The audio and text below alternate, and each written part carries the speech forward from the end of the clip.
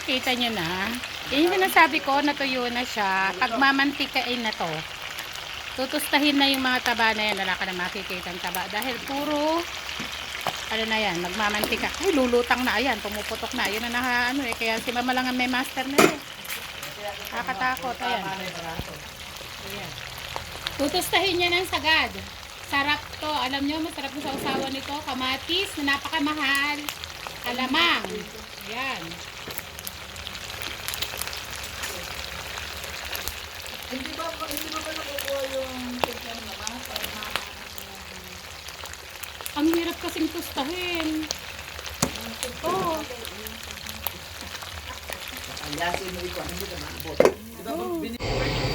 Ito na ang ating inadobong baboy bago siya tustahin. Ganyan yung itsura niya. Sarap nga po pala ito sa kamatis na may alamang or patis na may alamang. Napaka-yummy! Ito ang ating lunch. Adobong baboy. Alam mo naman, all-time favorites. Pagmamantikain to.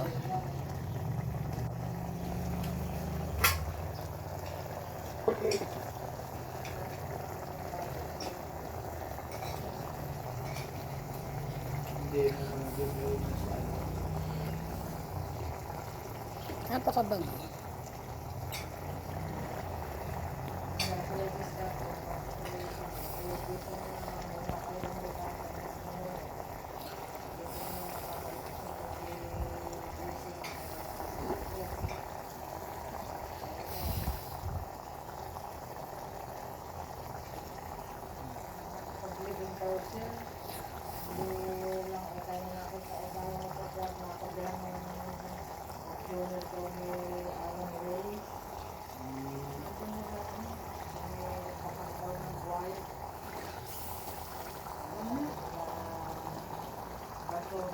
Gawin ito.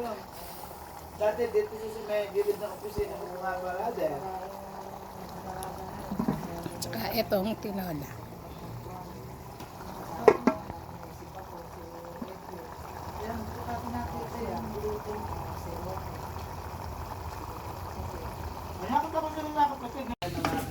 Malayo nga sa kalan, yung pot holder. Eh, balito na nga yan. Hahanapin mo pa. Yan, ang sarap na. Natutusta na. Oh.